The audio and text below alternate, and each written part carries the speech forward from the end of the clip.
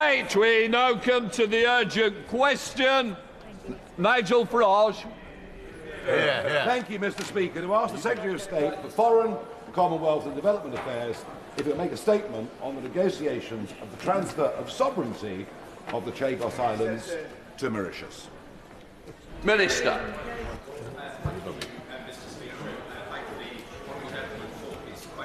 As we and Mauritius have repeatedly said, including in joint statements on the 20th of December and on the 13th of January, both sides remain committed to concluding a deal on the future of the Chagos archipelago, which protects the long-term effective operation of the UK-US base on Diego Garcia, and securing the long-term future of this base has and remains our primary objective throughout this process.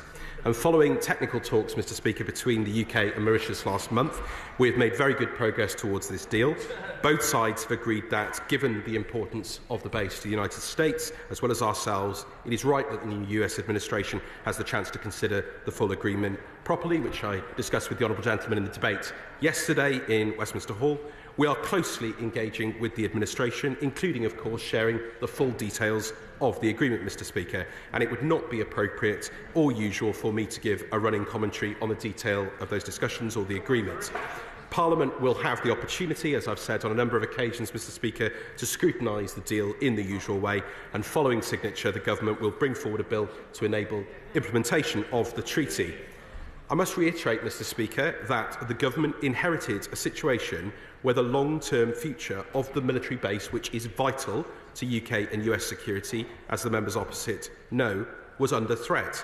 The previous Government recognised this, Mr. Speaker, and that is why they began negotiations in 2022 and held 11 rounds of negotiations. This Government has secured a deal that protects the base for at least the next 99 years, which can be extended, and this means the UK and the US will be able to operate the base unchanged well into the next century. There will be clear commitments, Mr. Speaker, in the treaty for robust security arrangements, including preventing the presence of foreign security forces on the outer islands and ensuring the base can continue to operate securely and effectively. And we would only agree a deal that we are confident protects our national security and that of our allies. Nigel Farage. Thank you, Mr. Speaker. Well, the Mauritian Parliament had the opportunity yesterday to debate this at length. It seems perhaps you were rather more reluctant to be here today.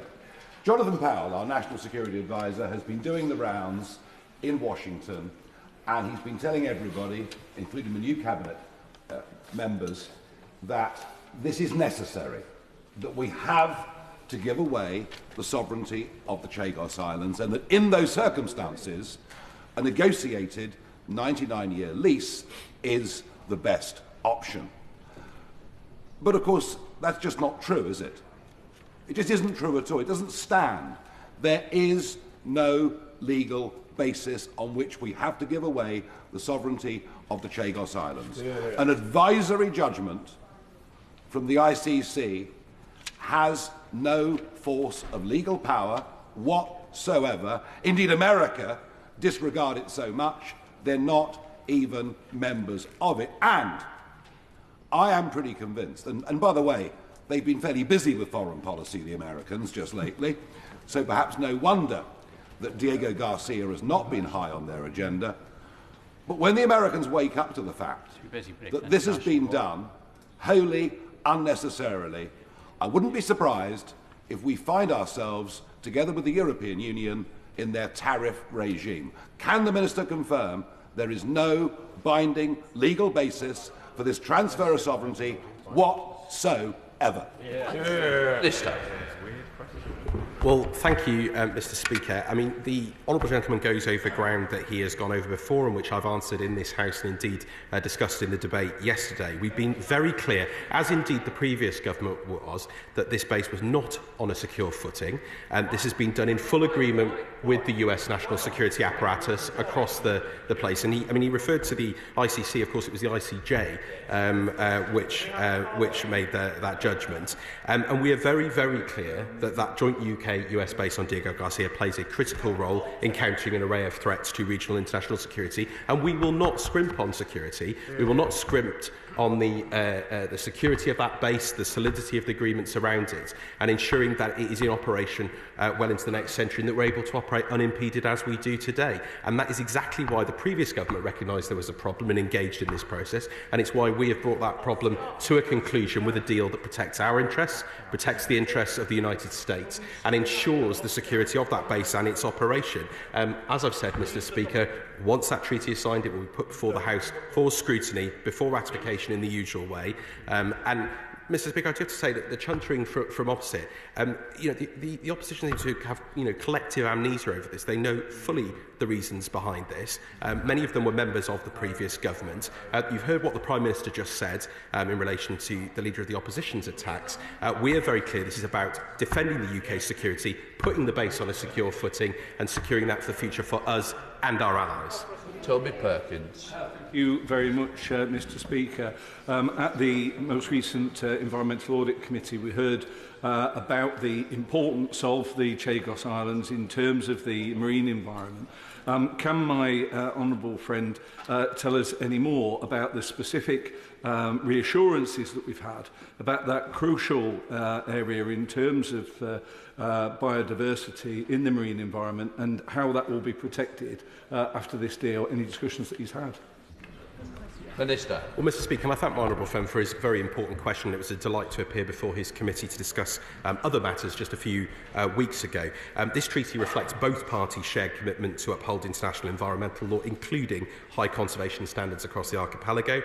Mauritius has expressed dedication to marine conservation and has aligned its global initiatives to protect 30% of marine areas by 2030 and their commitments under the SDGs, and establishing a fit-for-purpose MPA is a crucial part of that, and we're going to work with them very closely on this. This was a very important part of the discussions, and I'm very glad that we've been able to make the agreements that we have. Secretary of State, Dame Priti Patel. Let us be very clear. Labour's disastrous deal is one of the worst foreign policy failures in modern British history. Labour are surrendering an absolutely critical strategic defence asset, which we operate together with our closest security partner, and now we're told we've got to pay billions for the privilege of doing so. When Labour negotiates, Britain loses, and loses big time. While this House has been kept in the dark about the details, our counterparts in Mauritius, Mr. Speaker, have not. They had a robust debate in Parliament, and many of us watched it on YouTube, which was just extraordinary, where the Mauritius Prime Minister gave his Parliament a detailed account and even a chronology, Mr. Speaker, of the deal and negotiations that led to it. The details Labour have repeatedly refused to disclose to this House, and the Prime Minister of Mauritius set out in no uncertain terms that nobody should be any doubt. So this week, hapless government has backed down, Mr. Speaker, and I think this House deserves answers today. Has the Minister given away our ability to unilaterally extend the period over which the UK can exercise sovereign rights on Diego Garcia? Because the Mauritius Prime Minister says he has. Has he given away our ability to exercise sovereign rights over Diego Garcia entirely? And if so, what is the cost? Is it $9 billion? Is it 18 billion? Is it to be inflation-proofed, as the Mauritian Prime Minister stated in Parliament yesterday? And if he is front-loading payments, what other services will be cut here in the United Kingdom in the immediate term to make room and pay for this? When Labour are imposing taxes on education, family farms and businesses and have cut winter fuel payments, Mr. Speaker, for vulnerable pensioners, how can this be justified with this eye-watering amount of money to lease back a territory for which, guess what, we already own the freehold? Can he also say whether he will have to make defence cuts to absorb this enormous cost? Should the MOD be shouldering these costs? What budget will this come from? Will the government count these payments towards a 2.5% defence target? And on the sovereignty of the bases, does this pose, Mr. Speaker, a new precedent for other bases such as Cyprus? And the Mauritius Prime Minister said last month that his AG met the Minister and the Attorney-General. So can the Minister confirm what was discussed? And importantly, can I just reiterate again, if the government thinks this is such a good deal, does he still stand by that? And is he going to defend our interests? Well, Mr. Speaker, I do have to say again to the Right Honourable Lady that it was her government, a government that she was part of, that started these negotiations, went through 11 rounds of negotiations. She knows full well the reasons why. And quite frankly, Mr. Speaker, I find it extraordinary for her to be talking about defence and national security of this country when we are having to rebuild and clear up the mess that they've made in our armed forces and in our defence. I'm very glad to be joined here by the Minister for the Armed Forces, because it's this government that is rebuilding our defence, increasing our spending and delivering for our armed forces and our national security around the world. And indeed, Mr. Speaker, this is a crucial part of this. A lot of the figures that are being speculated about in the media, quite frankly, should be taken, as I said yesterday, with a pinch of salt, Mr. Speaker. We have been clear there is no change to the substance or the quantum in relation to this agreement. She raised inflation. I'm surprised she mentions that, because it was there in the agreement and the public statement that was made about the negotiations on the 3rd of October of indexation. And indeed, that was part of the agreement that her government was previously part of. So, Mr. Speaker, I'm very surprised that she asked that question. And lastly, Mr. Speaker, I am deeply disappointed, as are indeed our friends in the overseas territories around the world, that constant comparisons, false comparisons, keep being made with our other bases, our other overseas territories. This is not a read-across situation. We are committed to our base on Cyprus. We are committed to Gibraltar. We are committed to the Falklands. We have been absolutely and resolutely clear about that. And to continue to do so, to continue to suggest that there is some sort of threat to those, quite frankly, undermines our national security and does not strengthen it in any way. Emily Darlington. Thank you, Mr. Speaker. Does the Minister agree with me that despite the member for the Trump government's misrepresentations in this debate, that the UK government must provide its own independent global leadership based on UK values and UK interests to make a safer world, despite or because of the new US administration's change in foreign policy, including closing USAID and the Chagos Islands? Well, Mr. Speaker, I set out yesterday in a very important debate on our bilateral relations with the United States just how much we are cooperating already with the new US administration on defence, on security, on our shared priorities around growth and prosperity. We are absolutely committed in our wider international obligations. We've set that out. Minister Dodds has set that out. My colleagues in relation to climate change have set that out. And we will continue to work with the United States on all the global challenges that we face. Liberal Democrat spokesperson Calum. Thank you, Mr. Speaker. I put on record the deep concern of the Liberal Democrats at the way in which this deal has progressed. We accept the ICJ ruling. I thought there was a consensus across this House on the importance of the UK upholding the rule of law. So I am bemused by the confected consternation of the Conservative benches. It was the then Foreign Secretary, the Right Honourable Member for Braintree, who said in 2022, and I quote, "It is our intention to secure an agreement on the basis of international law to resolve all outstanding issues." But under this Labour government, Chagosians have been ignored, Parliament is without a say, and the lack of foresight as to how the US presidential election might affect this deal is troubling. After failing to rush through an agreement, ministers have now given Donald Trump a say about the future of sovereign British territory. So can the Minister confirm that before signature, this House will be given a vote on the terms of the final deal, in particular to see how UK security interests have been protected? Well, Mr. Speaker, I've set out on a number of occasions why this deal is right for our national security interests and those of our allies, and I've also set out very clearly the process, the normal process, that it will go through Parliament.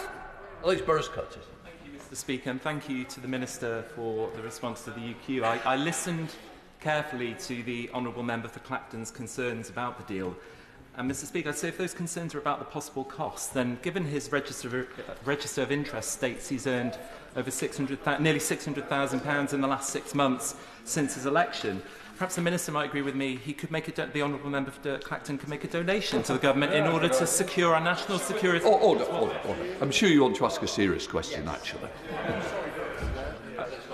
Yeah, thank you, Mr. Speaker, and apologies. Will the Minister just reassure me that in the response to the statement that he's given and to counter statements before, that when this treaty comes before this House, it will be absolutely at the paramount forefront of this government, which is securing our national security, a process, as he said, which was started under the last government?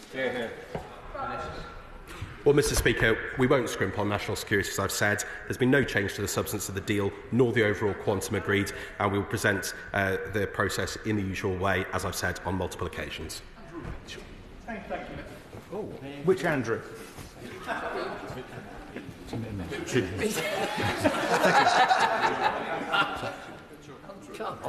Thank you, Mr Speaker. I want to try and be helpful to the Minister. I was the Deputy Foreign Secretary throughout much of these negotiations, and I am in a position to tell the House that neither my right honourable friend for Braintree nor his noble lordship Lord Cameron in the other place, as Foreign Secretary, would ever have done the deal that the government are now intent upon. And can I say that I think he must be praying every night for a get-out-of-jail-free card, that when the American administration do come to look at this deal, they will veto it and get the government off the hook. Mr Speaker, I've set out very clearly the reasons for doing this deal. It's the right deal for our national security and that of our allies. He knows that because his government started the process, and we are absolutely engaged in constructive discussions with our US counterparts.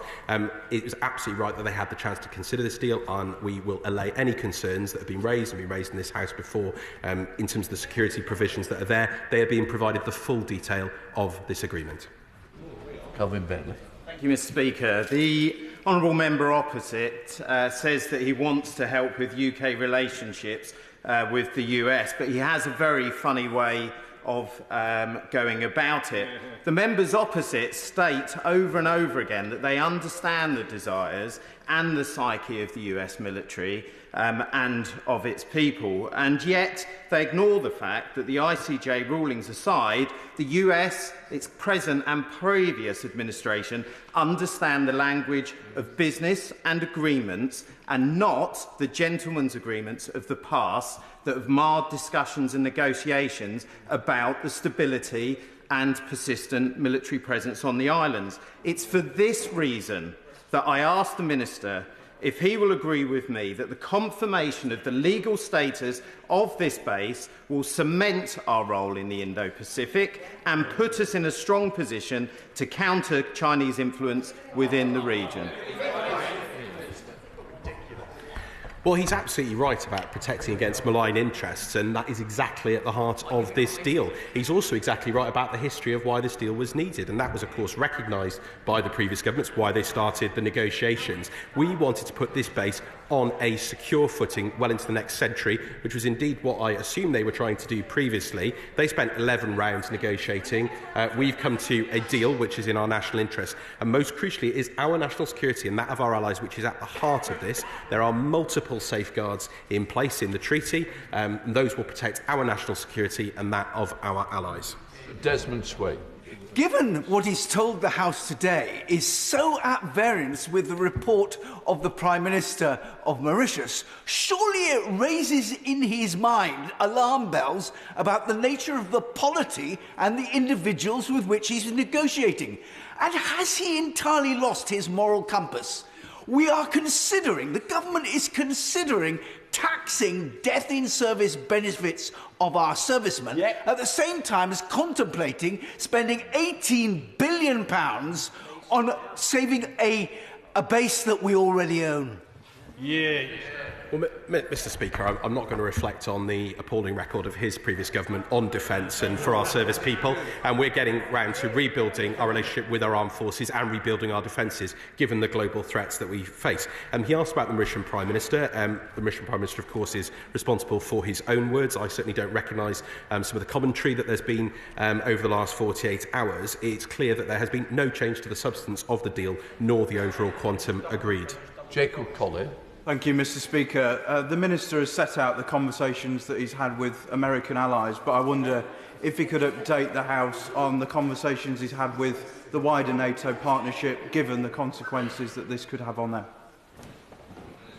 Well, our NATO partnership is utterly crucial. We have a NATO-first strategy. The Prime Minister was with the Secretary-General just in the last 48 hours. I was with NATO colleagues at the North Atlantic Council just before Christmas, and we are absolutely clear in our commitment to our NATO allies. We're clear in our commitments to the United States. They form the bedrock of our security in a globally uncertain time, and that is also why we need to secure the base into the long term, into the future. Dr L. Pinkerton. Mr. Speaker, a few weeks ago I had the privilege of meeting a large group of Chagosians who had come sometimes as far as France to speak to members of Parliament about their feelings towards this deal. They told us, and I was one of only 3 MPs who turned up to that meeting, and I have to say they were devastated by that turnout as a consequence. They told us that they have not been in any way meaningfully consulted about this deal. The Minister has a challenge on his hands. He told this House that meaningful negotiations, meaningful discussions had taken place. He has a choice today, I think, either to confirm precisely what those consultations and negotiations were, or to correct the record. Thank you. Mr. Speaker, I am rather confused by that question. I've been very clear about the engagements that I've had with the Chagosian communities, which have been twice, and I've set out the dates on which those took place. We continue to engage with Chagosian communities. In fact, actually, my officials will be meeting with Chagosian communities next week, and I look forward to meeting them again in due course. He will also respect, as I've said many times, Mr. Speaker, the range of views within the Chagosian community. And, for example, the Chagos Refugees Group, one of the largest Chagosian groups, has welcomed the agreement. So there are a range of views. I respect the differences of views that there are, and there are a range of Chagosian groups around the world, as he knows. We'll continue to engage with and listen to all of those views. But I can assure him that the interests of Chagosians are very much at the heart of this agreement. James Butler. Thank you, Mr. Speaker. The Minister, and indeed the Prime Minister before him, keeps implying that if members of this House were armed with the same information that they were armed with, that they would come to the same decision. Well, I was armed with the information that he has at his disposal, and I did not come to the same decision. And neither did my direct successor, Lord Cameron of Chipping Norton. Does he and the other ministers of the government and the officials that work on their behalf understand that the point of a negotiation is not to get any deal, but to get a good deal? And if you do not get a good deal, you should walk away from the table as we did. That's right. Well, Mr. Speaker, as I said before, he recognised there was a problem. He started a negotiating process. They went through 11 rounds, and this is a good deal, and that's why we've agreed it. Mr. Speaker, the international rules-based system has been the cornerstone of both our economic prosperity, as the hundreds of billions wasted on a pointless Brexit have illustrated, and our security for years. China doesn't get that. Russia doesn't get that. The current occupant of the White House doesn't seem to get that. Does the government get that? Well, we are absolutely clear that national security is our top priority. We need to maintain our security in all parts of the world. We're in very dangerous geopolitical circumstances, which I think all members of the House would recognise, and that's exactly why we're investing in our defence, in our NATO partnership, in our relationships with the United States, with our European counterparts and many others, and we will always put the national security of our citizens and our country first. Jeremy Wright. Thank you very much, Mr. Speaker. I've asked the Minister this question before, but if he'll forgive me for saying so, his answer could have benefited from additional clarity. So, with your permission, Mr. Speaker, I'm going to ask it again. The Minister's been very clear, as have his fellow ministers, that the urgency and necessity of action here is based on the imminence of an adverse court judgment against the UK. He knows that the International Court of Justice is not the court we must be thinking of here, because the UK is not subject to the compulsory jurisdiction of the ICJ when it involves disputes involving members or former members of the Commonwealth. Correct. So it cannot be an ICJ judgment the Minister is worried about, can it? So if not, what is it? Well, I've set out on a number of occasions, and his previous government knew the reasons why it was necessary to move forward with the deal to secure the future operation of the base. That was very, very clear, and why our allies wanted us to secure the future operation of that base. I'll just give them another example. Of course, currently we have unrestricted and sole access to the electromagnetic spectrum, which is used to communicate with satellites. Spectrum, of course, is guaranteed and governed by the International Telecommunications Union, which is a UN body based in Geneva. If we lose it, we can still communicate, but so can others. And that's just one of the many examples. There are a whole series of aspects here that are important to the operations and the security of the base and its maintenance into the future, and to be able to operate unimpeded. And I can tell him that all of those considerations have been part of the reasons why we have come to this deal, and in terms of the protections that we've secured that are part of it. We would not have agreed a deal that didn't secure the operation of the base into the future unimpeded, but also left it continually under risk, which is what it is at present. Sammy Wilson.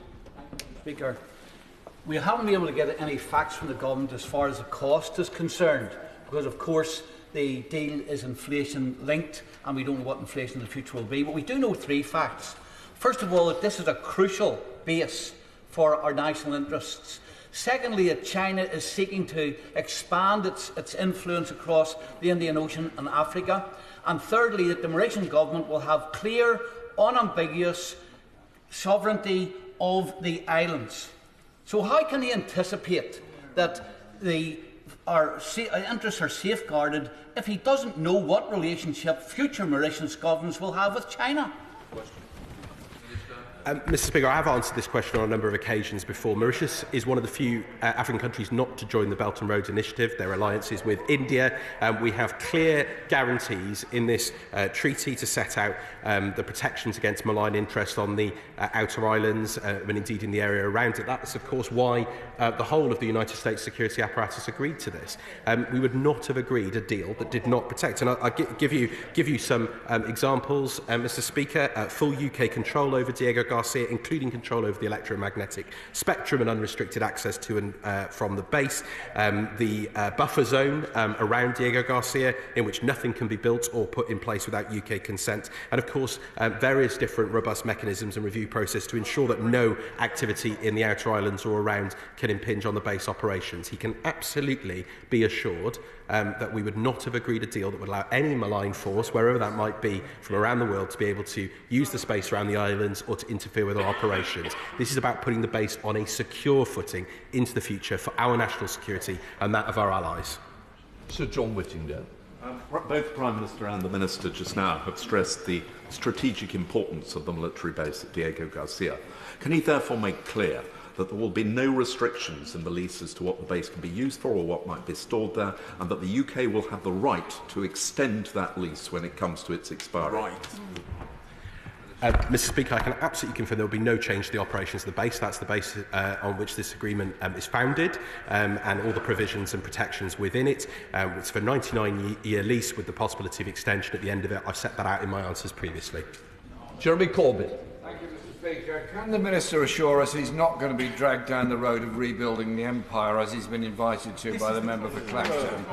And will he confirm that in international law the Chagos Islands in their entirety have become part of Mauritius, and that we should be concentrating on the right of return of all Chagosians to the islands, which they've been campaigning for ever since the 1980s, when they were so disgracefully removed. This is an issue of decolonisation and their right of return. I'd be grateful if you could confirm that any agreement with Mauritius will include the automatic right of return to the archipelago, and at least the rights of visits and residence briefly, if necessary, on Diego Garcia itself. They've suffered too long, too hard, and been treated so brutally that they deserve justice.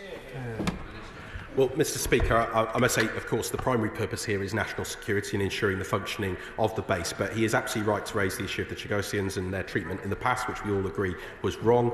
Their interests have been absolutely at the heart of this. This agreement will, for the first time, mean, A, we can resume visits to all the islands, including Diego Garcia, with the appropriate protections in place. Hopefully, settlement to those outer islands. That's part of our discussions with Mauritius around the treaty. And, of course, Chagosians can actually, of course, subject to the relevant security clearances, work on Diego Garcia as well.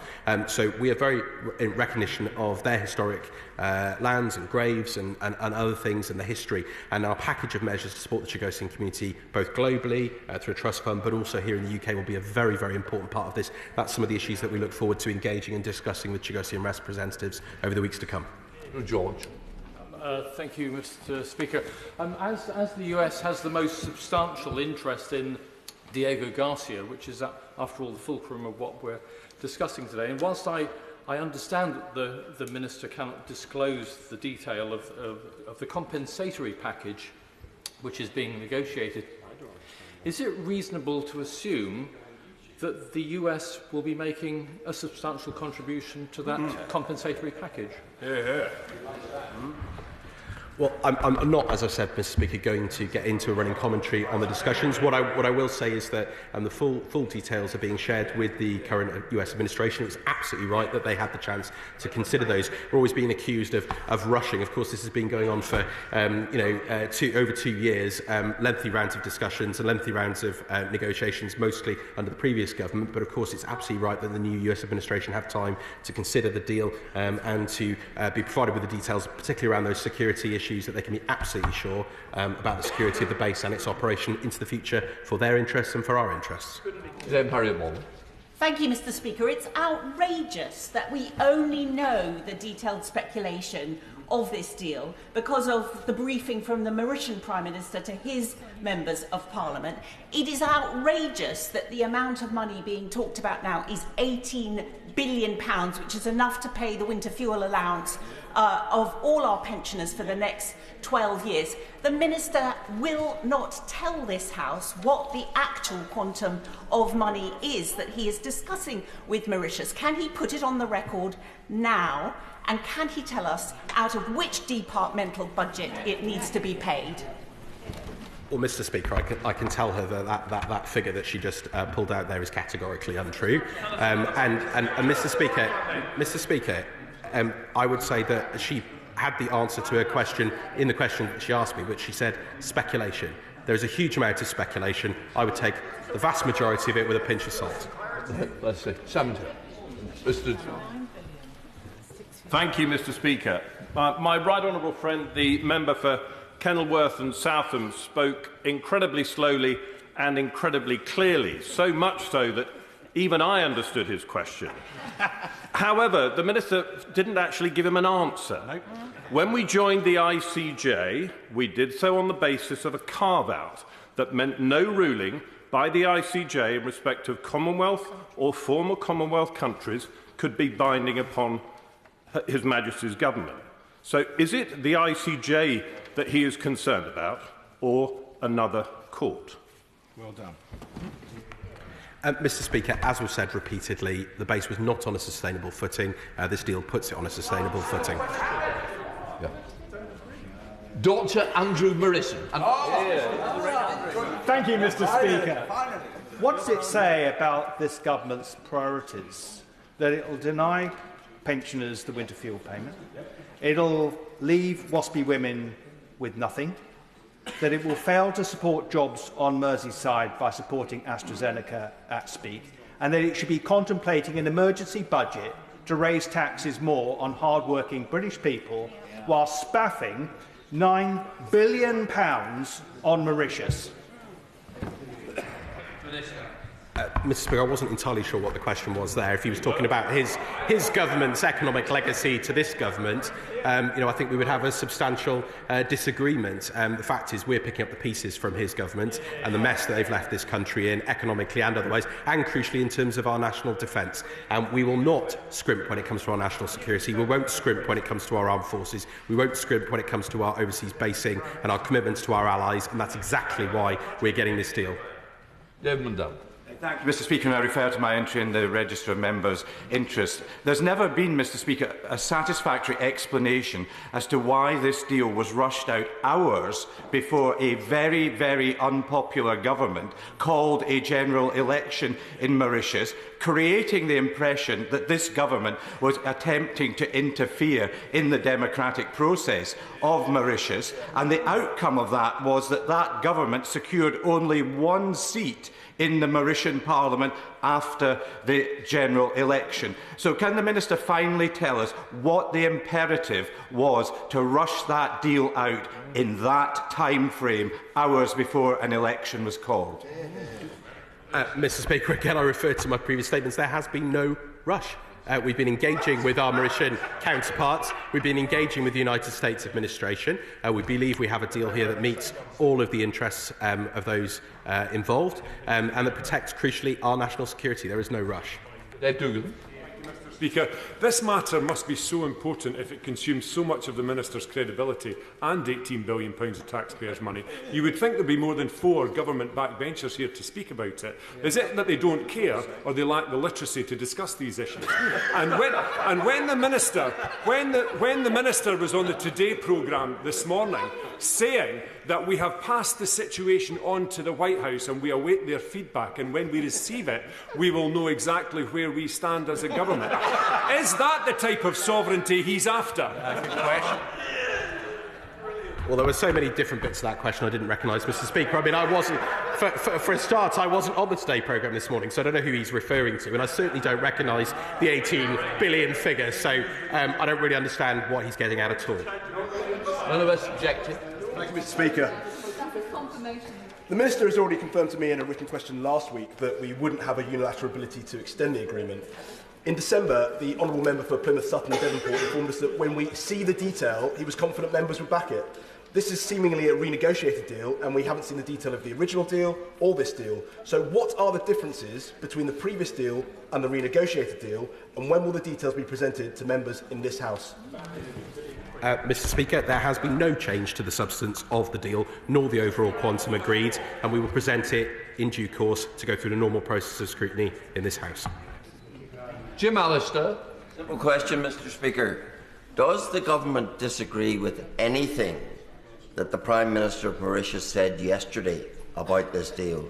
And if so, what? Well, Mr. Speaker, referring to the answer I gave a few moments ago, the comments of the Prime Minister of Mauritius are for him to make. As I said, there's been no change to the substance of the deal, nor the overall quantum agreed.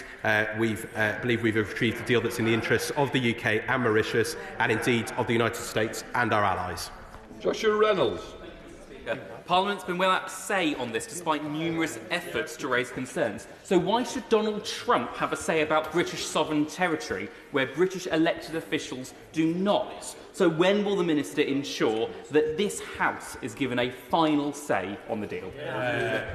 Well, Mr. Speaker, this House will have a final say on the deal in the usual way of how these measures are considered, and there will be legislation laid in due course. It is absolutely right that the United States administration have the chance to consider this deal and to raise concerns, to get briefed on the full details. That's the absolutely right thing to do. That's why we've given them the time to do. Of course, our relationship with the United States over these islands is also governed by international law, the exchange of letters between the United States and the United Kingdom, and it's absolutely right that we meet those obligations too, as well as, crucially, our absolutely shared commitments to security in the Indo-Pacific. So it is absolutely right that this is agreed, and it has been with the US national security apparatus prior to the election, and now, of course, it's right that the new administration get their chance to look at that and ask the questions that they wish to do so. David Reid. Thank you, Mr. Speaker. Would the FCDO team please confirm who is the lead minister on these negotiations?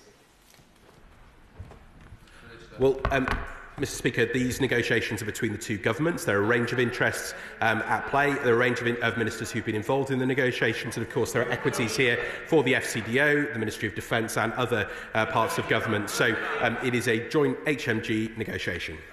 Dr. Neil Hudson. Thank you, Mr. Speaker. This Labour government is making choices. Choices claiming that they have no money. From taxing jobs, family businesses and family farms, cutting winter fuel payments for pensioners, to delaying much-needed new hospitals like Whipps Cross and the Princess Alexandra. What does the Minister say to my constituents in Epping Forest who are asking, how can this government now find billions of pounds to pay to give away British sovereign territory and in so doing compromising national and global security? Well, Mr. Speaker, I simply don't accept the premise of his question. We will not scrimp on national security. We will invest in our national security. We will secure our bases. We will invest in our armed forces. We will invest in our defence, and we will protect the British people. And we won't scrimp on that. We will invest in it, unlike his previous government, which did. Jim Shannon. Thank you, Mr. Speaker. Mr. always like try. I know I might have a different opinion. I always try to be respectful in the question put forward. So I hope the Minister will receive it as such. The Minister will be aware of my opposition, indeed the opposition on this side of the House, to the Chagos deal in terms of their citizenship and their identity of those islanders, and the security as well of our base. And to these, I must add, I have to add, a caution of funding, as I see farms being attacked with the farming inheritance tax on one hand, and an open-ended cheque to Mauritius with the other hand. Shame. So will the Minister not rethink this terrible decision, or better still, with the division that's quite clearly on this side of the House and that side of the House, let us make that decision? Well, Mr Speaker, of course the House will have the right to make its decision in due course when legislation is put forward, and that's only right, and there will be, I'm sure, ample scrutiny. He has always had a keen interest for the interests of the Chagosians, which I deeply respect. As I've said, there are a range of different views within the community. Their interests are very much at the heart of this. And of course, he references citizenship. Of course, they retain that right that's been in place since 2022 for British citizenship, and of course many Chagosians have chosen to make their home here and to take British citizenship, and that's right, and we all agree that what happened historically was wrong. Right, that completes the urgent question.